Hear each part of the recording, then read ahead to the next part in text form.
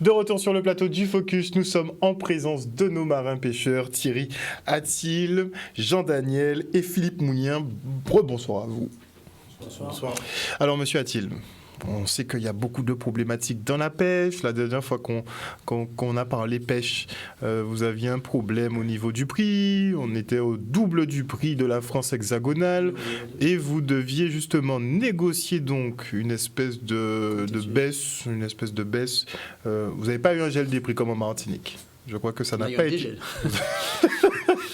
L'effet inverse. Donc en Martinique, effectivement, ils ont gelé le prix des carburants pour faciliter un petit peu la vie des pêcheurs. Et vous, non. On vous a proposé quelque chose, je crois que c'était sur quelques mois. Dites-nous tout. Alors, il faut rappeler quand même qu'on était sur une augmentation très forte, à savoir 1,02 €. Et du coup, effectivement, par rapport au mois de septembre 2021, on a dû bloquer le port autonome et l'accès du chenal, chose qui a réussi que que 2 mois, parce que de 0,63, effectivement, on est passé à 0,73, si je me mets bonne mémoire, voilà. Et du coup, on devait mettre en place, ça a été mis en place par le comité de suivi qui devait se dérouler pour permettre que, s'il y a une augmentation, on devait nous contacter. Ça n'a pas été fait. D'accord. 0,80 à la pompe. Tout le monde est resté dubitatif. Du coup, ce comité de suivi a été mis en place quand même parce qu'on a quand même suivi les réunions. Dernièrement, quand on s'est réunis, on leur a dit, mais où est le souci? Parce qu'on devait se voir avant de passer à 0,80. Et là, on nous dit, limite, c'est fait déjà, tu vois. Ok. Alors, du coup, déjà, donc la concertation, on repassera. Du coup, déjà là, il y avait déjà action à faire. Bref, on a été encore gentils, je pense. Et du coup, aujourd'hui, là, nous avons le plan de résilience qui est mis en place.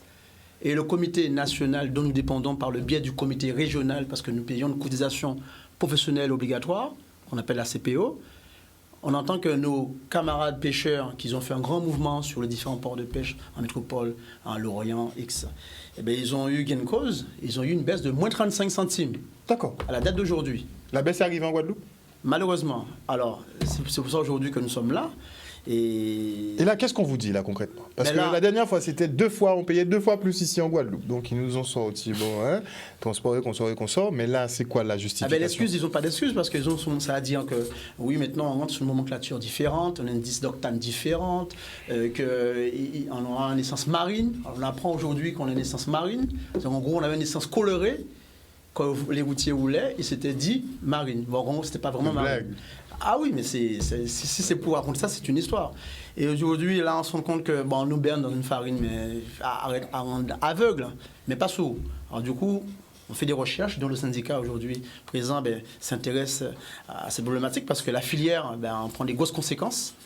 Et aujourd'hui, on se doit aujourd'hui de parler à la filière, parler à nos camarades, leur dire qu'il faut que ça change, il faut qu'on passe à l'action. Parce qu'aujourd'hui, un carburant, soi-disant, moins 15 centimes qu'on a eu, comme tout le monde, nous ramène à 0,80. En gros, on est resté à 0,80, même avec la baisse de 0,15.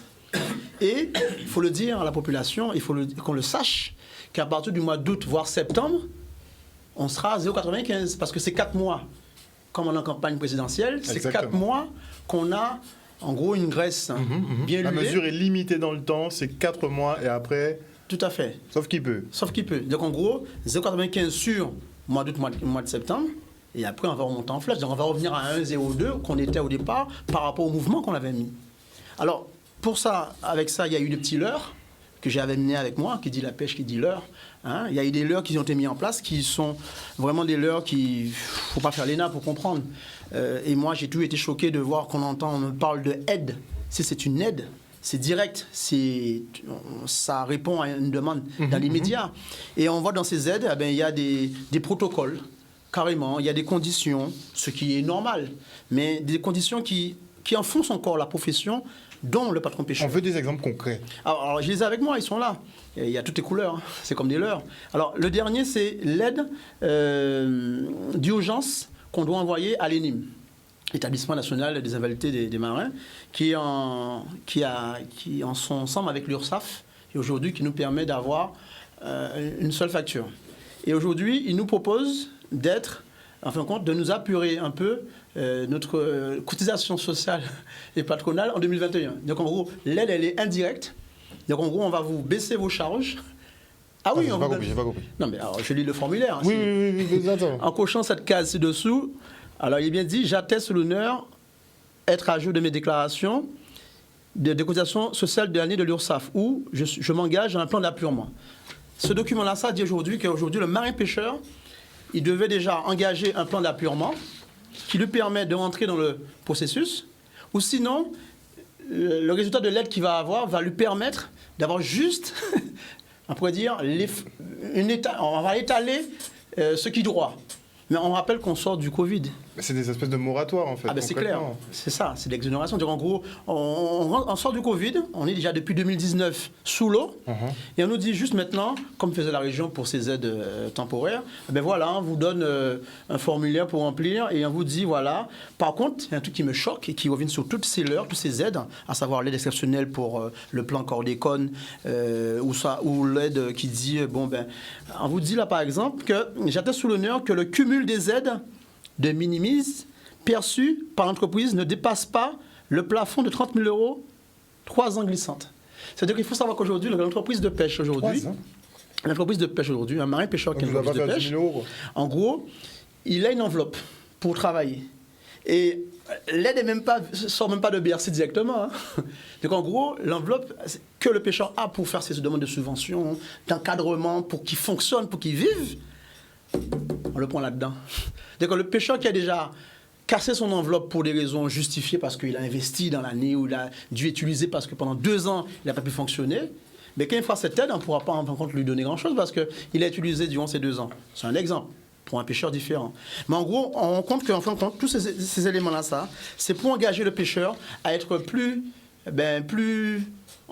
facile plus malléable par rapport à l'URSSAF aujourd'hui, qui a eu du mal à avoir accès aux comptes bancaires, particulièrement du marin pêcheur, tous ces identifiants par rapport à son fonctionnement, ses cahiers de pêche, son fonctionnement dans son entreprise. Bah c'est à ça que servira la numérisation de tout, à bien regarder. Comme ça, ils pourront tout contrôler. Ah, mais c'est l'objectif.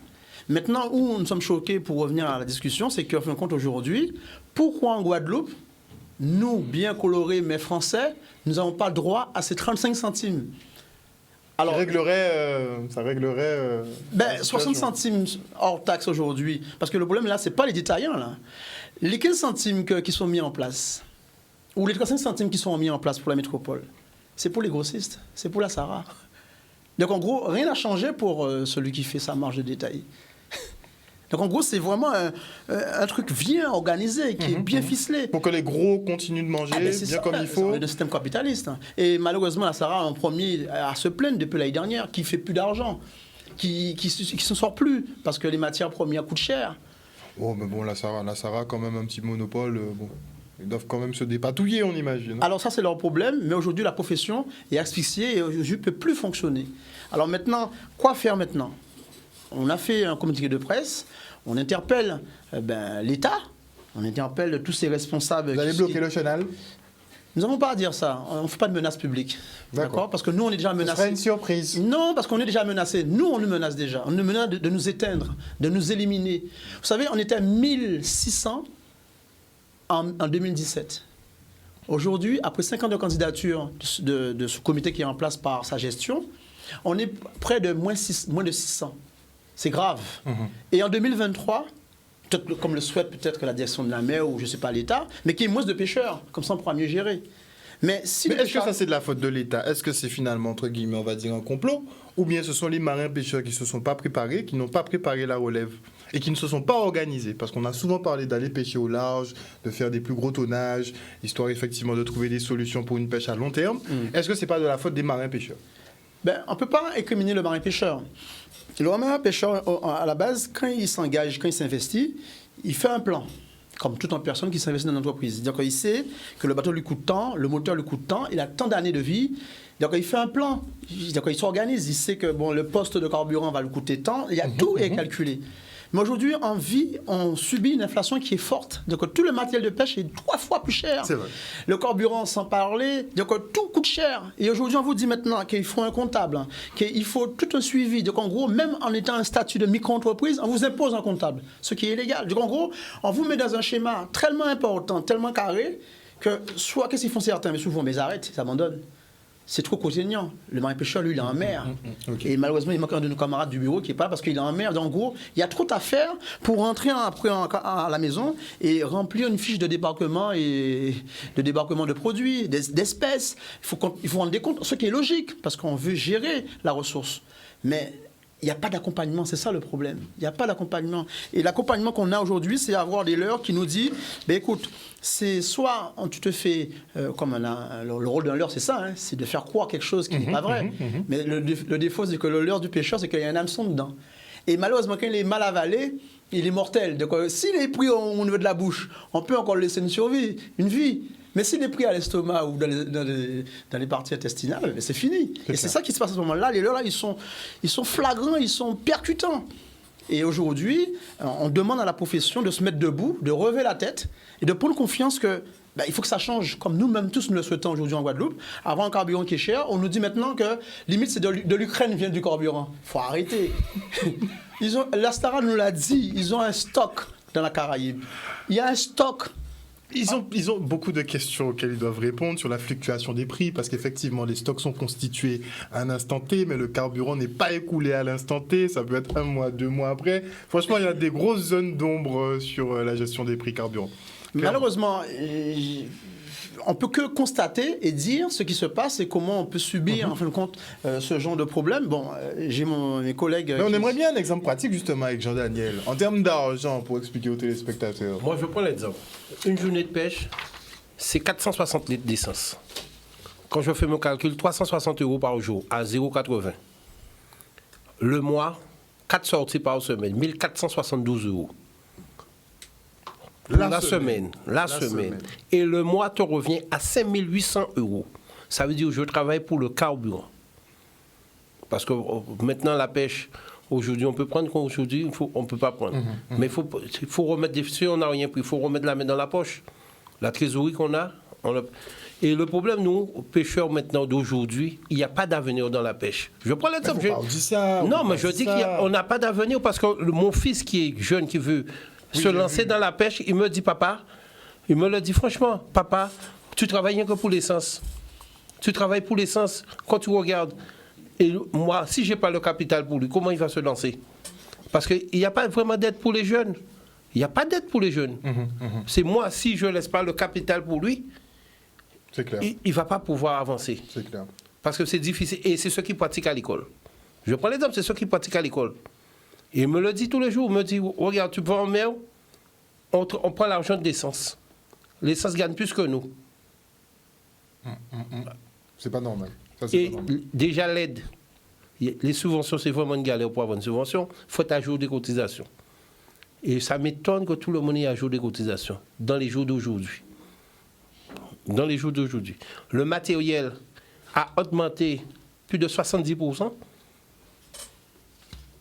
Le pêcheur, maintenant, il travaille pour carburant et le matériel. Pour survivre. On survit. On peut dire qu'on survit.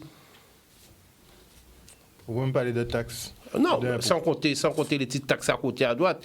Et on nous met de la pression sur certains trucs. Je prends l'exemple, on nous met une pression sur la fiche de pêche. Une fiche de pêche, normalement, on te dit la fiche de pêche, c'est un capitaine de port plus un agent des affaires maritimes qui doit le remplir. Mais en Guadeloupe, le pêcheur, il est livré, il est comptable, secrétaire. Il est tout. On doit faire tout. Si tu ne remplis pas ta fiche de pêche, on te fait des menaces de 1 500 € à 2 000 et quelques euros. Mais pour moi, ce n'est pas dans les normes. Parce que je l'ai déjà dit, pour que je remplis ma fiche de pêche, c'est un capitaine de port et un responsable des affaires maritimes qui doit le remplir pour moi. Parce que je ne suis pas habilité à ça. À ça, ma ronzin. Et en ça, filongré. C'est sans affaire. Monsieur Atil. Oui, c'est vrai que entendre des avoirs du collègue, du camarade, c'est quand même... c'est triste. Alors quand même, l'avenir dans la pêche, quand même, il faut dire quand même qu'il y en a. Mais à l'état actuel, vous fondez au soleil. Mais à l'état actuel des problèmes, c'est sûr que ça fait peur. Ça fait peur. Mais on ne va ne pas avoir de pêche en Guadeloupe, quand même. Mais oui, mais après... Zopé, fais-nous ça. Après, c'est qu'il va manquer du temps pour tout expliquer.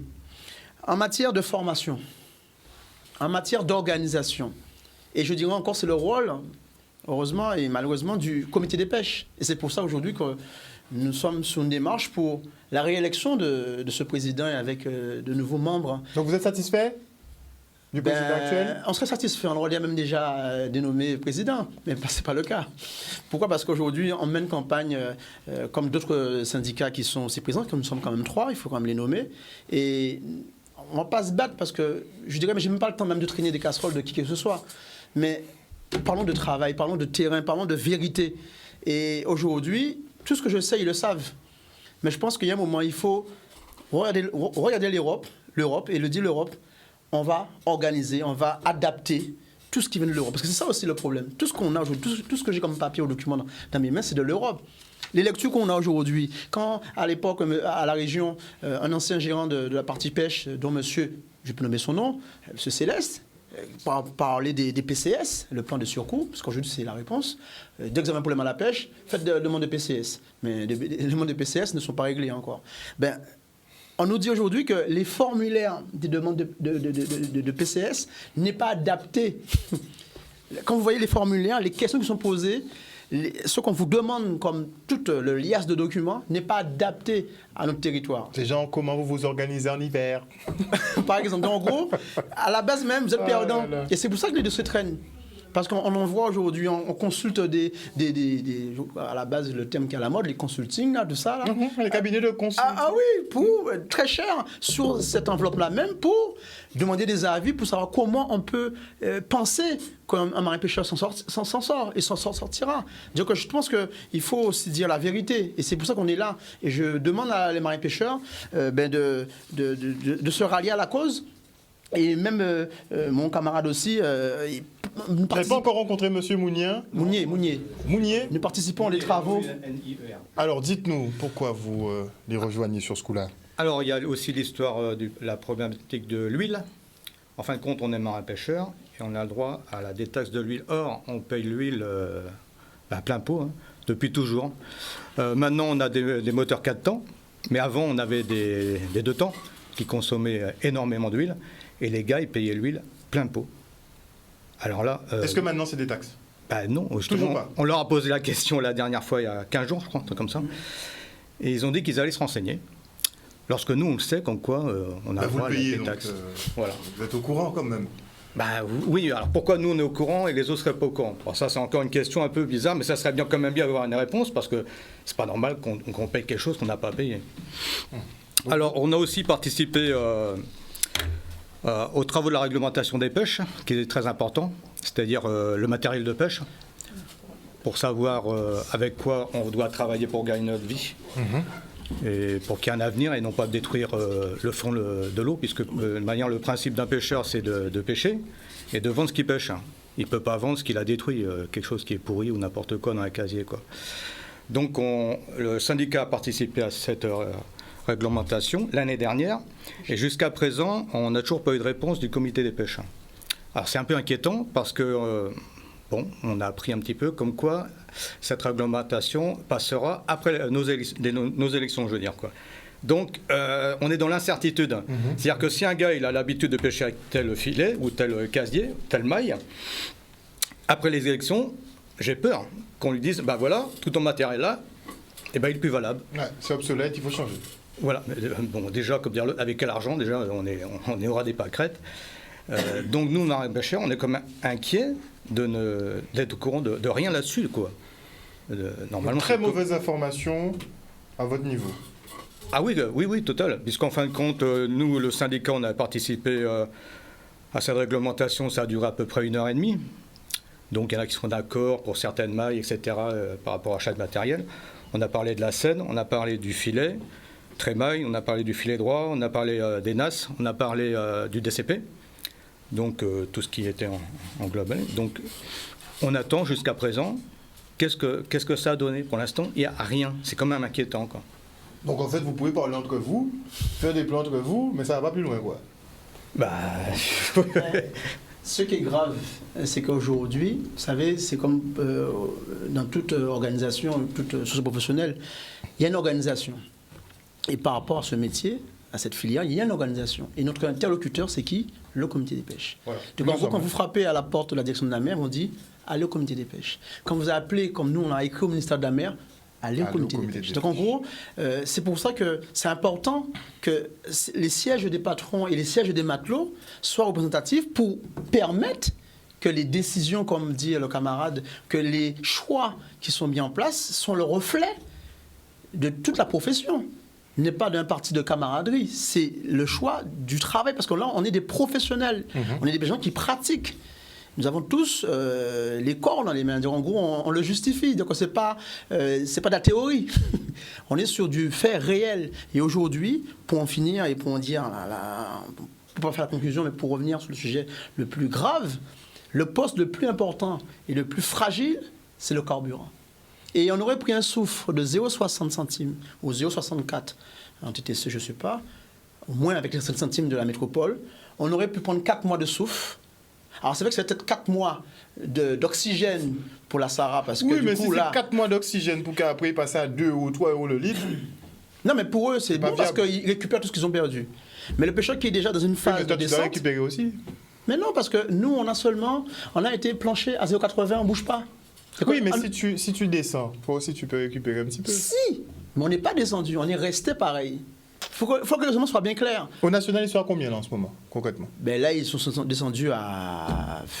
Ils sont combien là? Ils sont à 0,60, 0,70. Dans les 0,60 et vous êtes à 0,80. Parce que l'avantage, c'est qu'en métropole, ils ont des coopératives. Ils peuvent faire du stockage. Nous encore, gros problème encore avec la région, on attend encore les fonds, pas les fonds, parce que les fonds sont là, mais ce n'est pas mis encore en œuvre. On attend les murs. L'ensemble coopérative, apparemment, elle a été revue. Et pourquoi à côté puisqu'on vous donne des machines de glace, pourquoi on n'installe pas des cuves? Alors, ça, c'est la politique du département. Ça, c'est notre politique encore. Ben, ça pourrait... Ça, c'est M. Losbar. L'aider. Alors, aujourd'hui, là, il y a un projet près de ficeler que c'est la coopérative enseignement qu'on avait à Bergevin va se mettre en place. Il faut organiser les choses. D'accord. Et c'est là qu'on pourra déjà récupérer la marge des détaillants pour nous. Parce que le détaillant nous fait un service, on ne peut pas le nier. Il nous sert le carburant. Alors, ils ont leur fonctionnement, c'est normal qu'ils soient payés. Mais la marge de gros et de détaillants, c'est trop lourd pour nous. C'est plus de 13 centimes. Et si on baisse les 13 centimes, même si on aurait une hausse, on est toujours...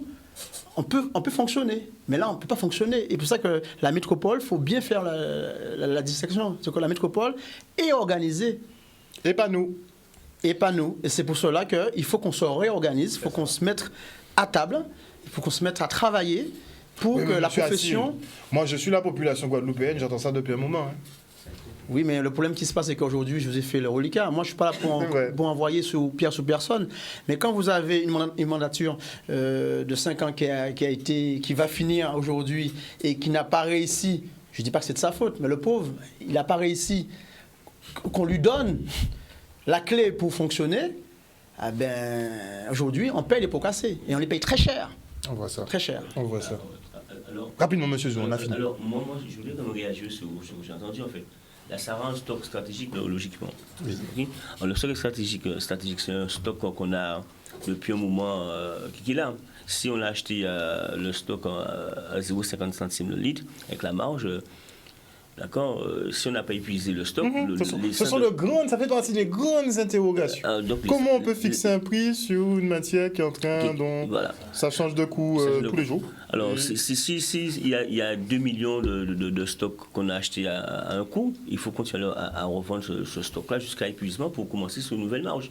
Alors, donc c'est quand même assez opaque, honnêtement, je ne vois pas comment on va s'en sortir de cette affaire-là. Et pourtant, il y a à l'époque un député qui avait fixé une loi sur les carburants, pour ne pas le citer, Lola Lurel, et malheureusement, qui n'est toujours pas appliqué. Donc, on ne comprend pas cette opacité, en fait. C'est ça.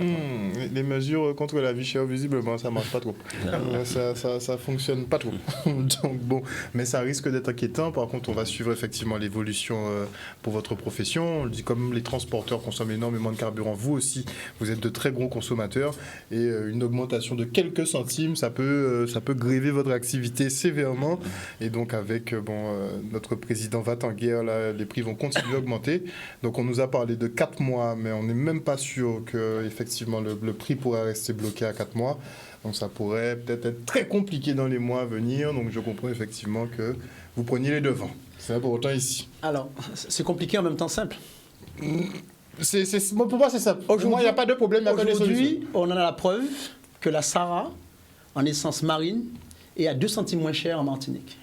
Et ici, c'est 2 centimes plus cher. Et nous, à 200 km. On est même pas, on est tout près là. On a 1 heure de bateau. Oui, il me semble. D'accord. Alors, cherchez l'erreur. Merci beaucoup en tout cas messieurs d'être venus sur ce plateau ce soir. Merci monsieur Zou pour le point justement sur les sapeurs-pompiers. Mais on verra effectivement l'évolution. On espère que parce que sinon c'est le port autonome qui va perdre plein d'argent. Ça c'est pas nous. Une bonne soirée à vous sur Canal 10. On se retrouve demain. De retour sur le plateau de la tranche info, place maintenant à l'échange et au débat dans le focus. Et comme je vous l'annonçais avant la coupure pub, ce soir nous allons parler notamment des marins pêcheurs qui rencontrent de grosses difficultés à cause de l'augmentation significative du prix des produits pétroliers. C'était déjà pas évident pour eux qui payaient déjà 2 fois plus que la France hexagonale. Mais c'est vrai qu'avec les augmentations maintenant, tout se complique. Et pour en parler avec moi ce soir, nous avons Jean-Daniel. Bonsoir Jean-Daniel. Oui, bonsoir, dans Guadeloupe. Il est aux côtés de Thierry Attil. Bonsoir monsieur Attil. Bonsoir à tous, bonsoir à Guadeloupe. Et nous avons également Philippe Mounien qui est marin-pêcheur. Bonsoir monsieur Mounien. Bonsoir Guadeloupe, bonsoir à tous. Et avant de parler, d'en venir justement sur cette problématique du prix des carburants, ils m'ont donné une petite idée des chiffres. C'est chaud. Ça coûte extrêmement cher, on va en parler. Mais on va parler quand même des mises à pied à titre conservatoire quand même chez les sapeurs-pompiers de Guadeloupe. Il y a quelques semaines, on a appris la nouvelle pour 4 d'entre eux au moins. Et pour faire le point, nous avons Jocelyn Zou sur le plateau. Bonsoir monsieur Zou. Bonsoir les téléspectateurs de Canal 10, bonsoir la Guadeloupe, bonsoir tout le monde. Alors on voudrait quand même avoir un petit point sur ce qui s'est passé concrètement pour comprendre un peu le dénouement. Il y a eu un affrontement, c'est un peu l'affrontement choc entre les pompiers et les forces de l'ordre à Morne-à-l'Eau, près de la caserne de sapeurs-pompiers de Morne-à-l'Eau. Visiblement, pendant ces faits, certains de vos hommes auraient agressé plusieurs membres des forces de l'ordre et auraient été traduits en justice pour ça. Est-ce que c'est bien ça, monsieur Zou ? Non, pas du tout. C'est vraiment pas ça du tout. En fait, les camarades, déjà, j'envoie, avant de commencer mon propos, j'envoie quand même beaucoup d'encouragement, de solidarité à l'ensemble des pompiers concernés dans cette affaire-là, et aussi à l'ensemble de mes camarades et collègues pompiers toujours mobilisés sur le feu de l'action. Alors, pour venir au sujet en question, les camarades concernés, en fait, entre guillemets, parce qu'il n'y a qu'un seul qui était concerné au départ, ok. Et ça n'avait rien à voir avec la mobilisation du 15 novembre, où il y avait l'affrontement avec, entre guillemets, des gendarmes, parce que bon, là, les vidéos sont claires, d'accord, il n'y a pas eu d'affrontement, on a été molestés. Les collègues ont été molestés. Malheureusement, il s'est avéré qu'un des collègues de prime abord qui avait été arrêté sur un barrage à Port-Louis, mais il faut bien vous situer le contexte. Les collègues qui sont aujourd'hui concernés par la justice ne sont pas tombés en tant que pompiers, ça n'a rien à voir en fait. Ils n'étaient pas en tenue, rien du tout. Donc ils font l'amalgame, comme il faut faire payer les pompiers, parce que les pompiers ça gêne. Les pompiers sont au sein du collectif et ça gêne énormément. Donc il faut faire payer. Donc forcément, le collègue qui est tombé aujourd'hui qui est tombé au départ à Port-Louis, on l'a fait. On l'a condamné pour l'affaire de Morne-à-l'Eau également, qui n'avait rien à voir, rien à comment dire ça, il n'y a aucune corrélation, et qui n'a jamais été entendu sur l'affaire de Morne-à-l'Eau. Et finalement, lorsqu'on l'a traduit au tribunal, le juge lui a dit carrément qu'il a blessé 15 gendarmes. 15 gendarmes 15 gendarmes à lui seul à Morne-à-l'Eau, alors que ça n'avait rien à voir. D'accord, c'était deux éléments différents. Et les autres collègues qui ont été intéressés par la justice, en fait, c'est des collègues qui, je le rappelle, les dossiers sont extrêmement vides, mis à part un qui était stationné au bord de la route, qu'on avait surpris avec des pneus, que lui, il a été traduit en comparution immédiate. D'accord, son jugement doit passer. Et les autres qui n'étaient pas présents sur les lieux, mais qui ont été intéressés parce que c'est pas par quel moyen magique, mais et c'est à la suite qu'ils ont été normalement auditionnés, et cette audition s'est traduite par une garde à vue de 24 heures, et puis se sont vus déférer devant le juge, et malheureusement, qui ont été pour l'instant interdits d'avoir une activité de sapeur-pompier, que ce soit volontaire ou professionnelle. Et ça, c'est un peu malheureux parce que les dossiers sont vides, d'accord? Donc les avocats même se sont trouvés un peu dépassés, dépités, parce qu'à un moment donné, ils se sont dit, mais ils ne comprennent pas. Et c'est par l'aveu du juge en question qui a dit qu'elle a reçu des ordres. D'accord? Donc il faut punir les pompiers. Le juge a dit qu'elle a reçu des ordres, qui a fait son travail, elle a reçu des ordres. Donc les ordres, on a bien compris.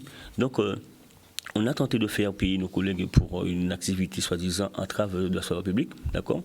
Alors pour, entre guillemets, quelques caoutchoucs qui ont été disposés sous la chaussée, on interdit les camarades, les collègues en question de travailler, d'autant plus qu'on sait qu'il y a des volontaires, il y a des volontaires et des professionnels parmi ces agents-là, qui, je le rappelle, qui n'ont pas été intéressés par la justice en qualité de pompiers, juste en qualité de militants. Donc, c'est difficile à accepter, c'est insoutenable, d'autant plus que ça crée de la souffrance auprès des familles. Il y a aujourd'hui des camarades qui sont vraiment en dépression, on va dire ça comme ça, mais c'est ce qu'ils voulaient en fait. Alors il y a des camarades qui tiennent aussi la route et qui pour eux se disent, bon, ils sont tombés, bon, ils savent qu'ils n'ont rien à se reprocher, bon, ils attendent. Mais ce qui est plus difficile dans cette affaire-là, comparativement à d'autres affaires où on juge rapidement, eux, on a envoyé ça au calendrier grec, c'est-à-dire que ils peuvent rester 2 ans sans activité en fait. Et c'est difficile. D'accord. Donc, d'habitude, il s'inscrit sur machin registre des poursuites. Telle affaire, en telle audience, il y aura lieu à tel jour, dans tel mois. On n'a qu'à voir Gabi Clavier, Domota et tous les autres. C'est-à-dire dans les 2 mois qui suivent. Oui, c'est jugé assez rapidement. Et là, non, il n'y a pas de date. En fait, il n'y a pas de date. Et les collègues sont comme des voleurs, comme des bandits, sont obligés d'aller, signer à la gendarmerie chaque semaine, ce qui est insupportable. D'autant plus que... Donc ils doivent pointer à la gendarmerie. Tout à fait. D'autant plus, ce qui est encore plus insupportable, ce sont des collègues parmi des professionnels qui travaillent en fait. Et lorsque on dit, par exemple, pour des personnes qui sont entre guillemets, parce que bon, les délinquants, il y en a partout, donc j'ai vu dedans pour ce mot-là, pour qu'ils puissent être insérés, le juge demande qu'il y ait une adresse et un emploi. En l'espèce, mes 2 collègues ont un emploi, une adresse, et là ils veulent le priver de leur salaire, pour leur famille, pour leur crédit également. Alors, la règle voudrait que c'est un décret. Lorsque un fonctionnaire est intéressé, c'est-à-dire par la justice, il y a ce qu'on appelle les mises à pied à titre conservatoire, mais l'agent ne perd pas son salaire. Okay? Malheureusement, on a eu un directeur qui a voulu supprimer tout, en fait. D'accord. Et ce qui est plus délicat pour les collègues volontaires, c'est que eux... Attendez, mais là, le département, en l'occurrence, avait dit qu'il ne suspendrait pas les salaires, justement, des sapeurs-pompiers. À quel niveau? C'est-à-dire, on parle d'obligation vaccinale ou on parle comment dire ça, des poursuites? Des poursuites. On peut sur l'obligation. Sur l'obligation, pas de suppression.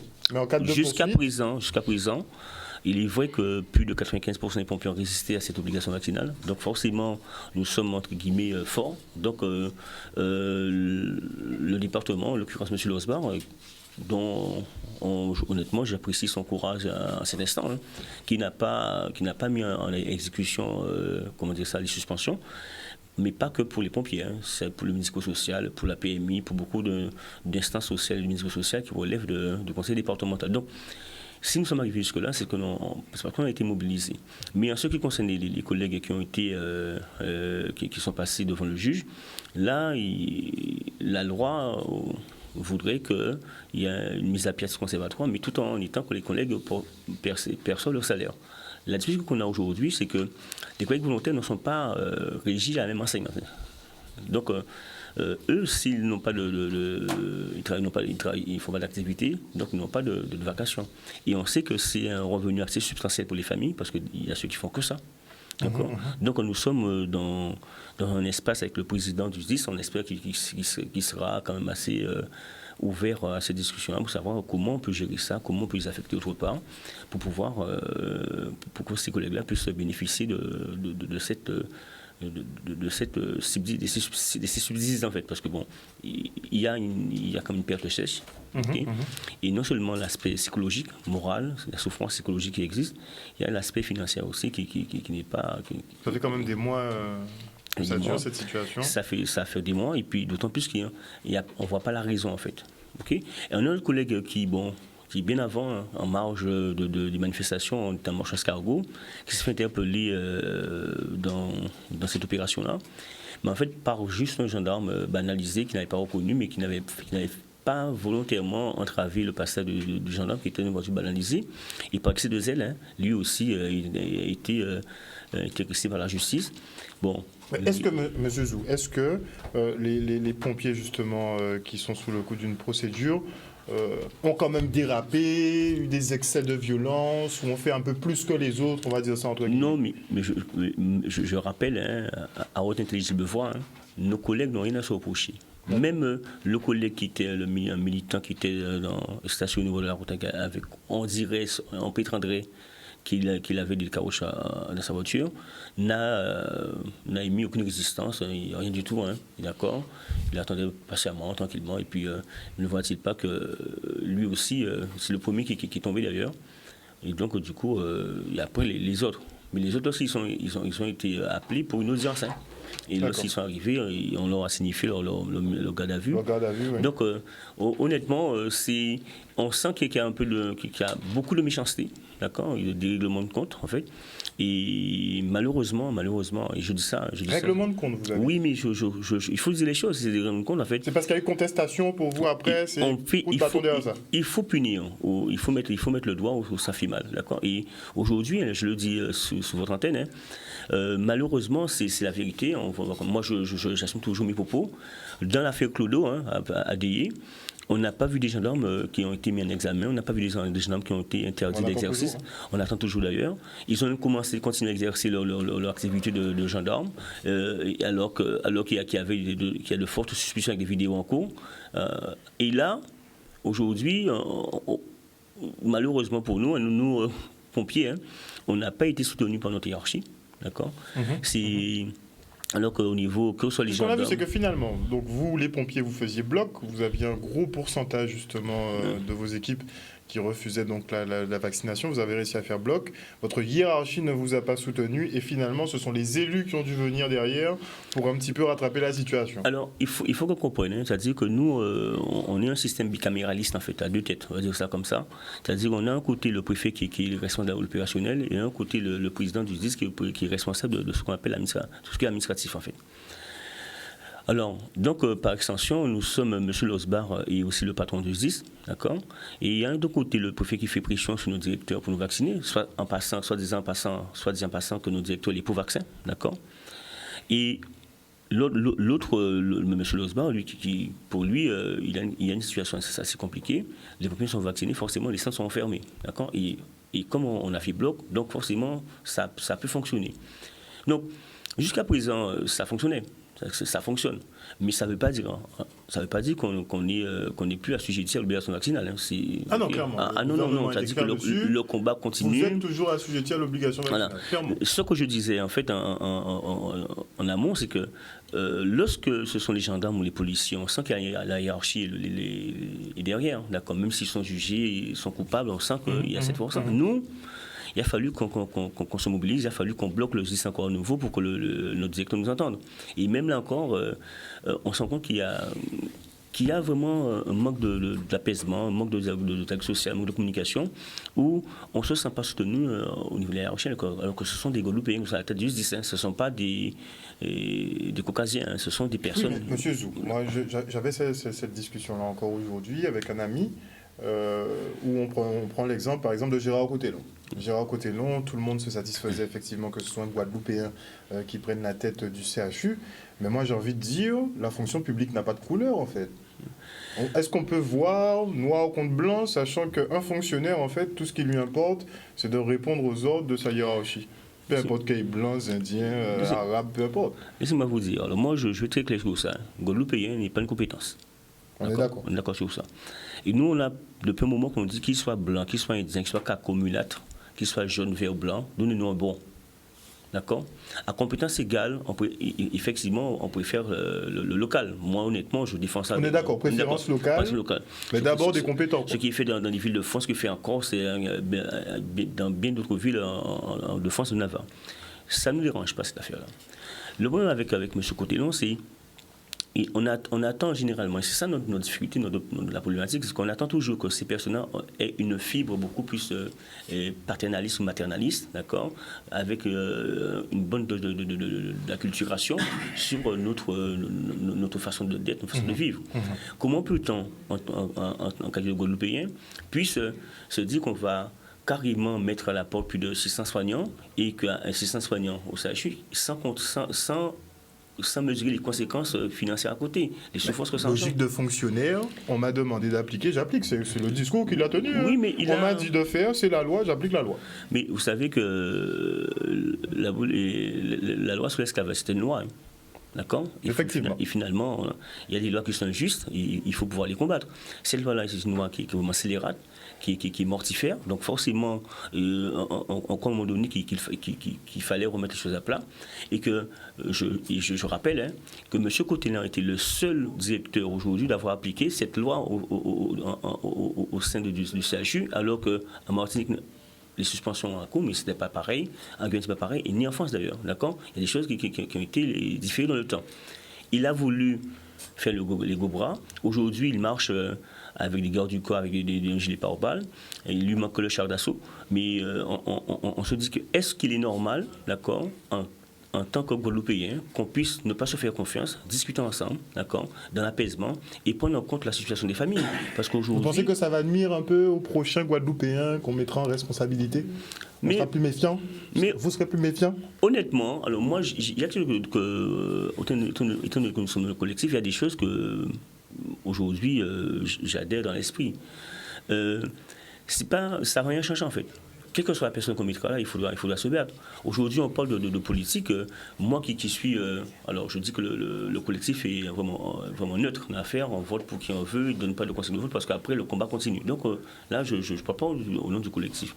Moi, en tant que porte-parole et défenseur de M. Mélenchon, pas parce que M. Mélenchon va arriver au pouvoir que tout sera réglé. Hein, d'accord. Il y a pas une fenêtre de tir pour sortir de l'obligation vaccinale, pour que les suspendus puissent reprendre leur travail, mais après, il faudra aller plus loin, parce que ça ne va pas s'arrêter. M. Mélenchon aura aussi des lobbies après lui, il va falloir qu'il tienne, et si ce n'est pas la vaccination, ça sera autre chose. Donc aujourd'hui, l'heure est venue qu'on se pose de bonnes questions. Va-t-on rester dans le droit commun? Va-t-on demander d'autonomie? Va-t-on vers l'indépendance? Je ne sais pas, mais sortir du système assez clanique qui nous oblige à toujours faire ce que la France fait et qui n'est pas forcément bon pour nous. Donc il y a des choses à faire. On sent que quand la France est acculée, justement, elle sort un peu la carte magique autonomie, histoire de calmer un peu tout le monde. Vous pensez que c'est du bluff ou on ira vers ça de toute façon? De toute manière, l'autonomie des régions de France est inscrite dans la loi européenne. Il semblerait que la France doit aider, justement, accompagner les Donc, îles. Forcément, c'est la France qui traîne du pied, mais logiquement, toutes les régions de France et territoires, des Drômes, et la Corse et compagnie, tout ça, doivent normalement devenir autonomes pour être dans les clous avec l'euro. Donc, logiquement, ça a pris du temps, mais qu'on le veuille ou non, il faudra qu'on en sorte, il faudra qu'on arrive à trouver un moyen pour que nous puissions définir avec la France quelles sont les prérogatives que nous gardons, quels sont les domaines de décision que nous gardons et quels sont lesquels qu'on connaisse à la France. D'accord? Donc, qu'on le veuille ou non, il faudra qu'on trouve, quel que soit celui qui sera élu, forcément, il faudra qu'on aille vers ça, parce qu'il n'est pas question qu'on puisse subir ça. Trop de souffrance. Je rappelle, depuis le 17 juillet, quand même, il y a des personnes qui sont mobilisées, mais depuis le 15 novembre, depuis le mois de novembre, il y a des personnes qui sont sans salaire. Alors, quand je dis sans salaire, il faut qu'on soit bien clair. On a des personnes qui n'ont pas la possibilité d'avoir ni le RSA, ni l'assurance chômage, aucune aide possible. Et on a créé une espèce de cadre particulier pour qu'ils puissent rien toucher. Rien toucher, d'accord. Donc forcément, c'est pas comme une perloque, parce que lorsqu'on dit sans salaire, celui qui est sans salaire peut dire ouais, mais moi qui a fait des toiles en sans salaire, rapport au mort, c'est pas pareil, d'accord. Il faut qu'on fasse bien sans salaire, sans ressources, sans rien. C'est sans rien, d'accord, qui vivent aujourd'hui essentiellement de la solidarité guadeloupéenne. Voilà, il fallait que je le dise. Mais il y a cette réflexion-là aussi qui est en train de mûrir, c'est qu'on voit qu'au national, il y a des personnes qui ont entamé des procédures, justement, on voit qu'elles sont réintégrées avec tous leurs salaires qui sont rétroactifs. Ici, on parle plutôt de procédures groupées, au lieu de parler de procédures personnelles, quoi. Pourquoi vous n'allez pas juste sur des procédures individuelles? Parce qu'apparemment, ça marche mieux. Alors, là, je n'ai pas la main dessus, là. Je ne vais pas pouvoir m'exprimer là, en profondeur dessus. Par contre, ce que je sais, d'accord, c'est que quel que soit le dossier, que le dossier soit groupé, que ce soit un dossier individuel qui arrive au tribunal administratif, ok, les dossiers sont retoqués systématiquement. D'accord? Rien ne passe. En Guadeloupe. On répond que vous savez que l'obligation vaccinale va arriver, vous devez vous mettre à jour. Aujourd'hui, alors, il faut qu'on fasse le distinguo aussi. Les fonctionnaires hospitaliers, qui sont les soignants, les médecins qui travaillent, sont régis par la fonction hospitalière. Donc, c'est le tribunal administratif. Par contre, ceux qui sont dans les cliniques privées, qui sont à cela, c'est les prud'hommes. Donc, les prud'hommes aujourd'hui ont une autre vision des choses qui sont beaucoup plus souples. Quoique aujourd'hui, il y a même des pompiers qui gagnent au tribunal. Oui. Donc, on espère qu'avec tout ce qui se passe aujourd'hui dans le monde, les pays qui reculent devant la vaccination, les personnes qui font de plus en plus de plaintes contre les risques du vaccin. Aujourd'hui, on pense que réellement que la société est en train de se réveiller. Et on pense que forcément, ça va se tasser pour revenir à la normale. Et si on ne revient pas à la norme, M. Zou? Là, honnêtement, je ne sais pas. Là, même aujourd'hui, ce que se dit sur les réseaux, bon, on est tous sur les réseaux, que une élection de M. Macron, ce serait la révolution. Même les candidats le disent. Bon, c'est moi. Ouais, ça sent pas bon. Ça sent pas bon du tout. Donc, je crois qu'il faut inviter la population à se réveiller. Ok. Et malheureusement, on a tout tardé. Aujourd'hui, il faut dire ça, ce sont les Guadeloupéens, les Martiniquais, entre guillemets, qui portent une revendication de plus de 67 millions de Français. Donc, seuls. Okay. Alors, ça me rappelle du film 300 contre 300 000, mais c'est exactement ça. Okay. C'est une poignée de personnes qui portent toute la liberté de tout un peuple. Vous pensez toujours que vous avez raison dans cette lutte, M. Zou? Forcément, on a raison. Lorsqu'on voit aujourd'hui l'Angleterre qui fait machine arrière avec notre pays qui font machine arrière, on voit aussi autant de personnes aujourd'hui qui verbalisent leur souffrance à travers cette vaccination. On a même un chiffre qui est très, très clair, c'est qu'on a 40%, je crois, de double dose. On est sur 20-23%, je crois, de 3 doses, alors que c'est le schéma complet, il est à 3 doses. Donc les gens qui ont fait 2 doses ne franchissent même pas le pas pour aller prendre la 3e. Mais c'est compliqué, parce que là, par moment de réserve, on a des choses qu'on ne doit pas dire, mais nous qui sommes toujours sur le feu de l'action, on peut témoigner largement. On a même vu Mme Lise Olmar tenter de faire un témoignage, elle a eu beaucoup de témoignages, pourtant elle a bien séquencé son truc, quand même ça, elle a été inquiétée. Alors que il faut dire aussi, sur CNews, les autres chaînes concurrentes, on va dire ça, qui font la même émission et qui ne sont pas inquiétés. Donc, en Guadeloupe, c'est particulier, c'est très particulier. On veut bâillonner les journalistes, on veut bâillonner ceux qui veulent s'exprimer, parce qu'on pense que c'est la bonne solution. Mais on sait pertinemment, lorsqu'on empêche de parler, de s'exprimer, c'est assurément la contestation et la révolte qui vient. Donc, c'est compliqué pour nous d'accepter ça, mais il faut croire que les choses vont évoluer, que ça va changer, que les suspendus vont pouvoir reprendre le chemin de leur travail, que ce soit les libéraux, que ce soit les personnes soignantes. Vous êtes optimiste, hein, monsieur? Vous êtes très optimiste. Mais il faut l'être. Vaut mieux? Oui, il vaut mieux, parce que sinon, nous sommes tous morts. Et vous êtes optimiste pour la suite de la carrière de Gérard Cotellon? Je ne sais pas, mais en tout cas, je parle honnêtement, je ne vais pas y mettre à sa place, ok? Parce que je crois qu'on a fait preuve de bonne sagesse. Il faut laisser M. Cotellon partir en paix, d'accord? Parce que ce qu'il a fait là, il ne peut pas bien dormir, d'accord? Et vu son expérience, son passé, je crois qu'il ne peut pas bien dormir tranquillement. Forcément, ça aura des conséquences. Et moi, je le vis comme ça, je le dis comme ça simplement, sans embâche. Hein. Comment être guadeloupéen, avoir causé autant de tort, même si on avait des ordres, et revenir au pays, même en vacances. Comment on vit ça? Est-ce qu'il pourra un jour revenir tranquillement, d'accord, sans être escorté, sans la police, sans du tout, passer dans la route tranquillement? ok? Parce qu'il faut assumer ses choix, d'accord? Il a fait un choix, et son choix, il doit pouvoir l'assumer. Et là, je ne vais pas y mettre à sa place.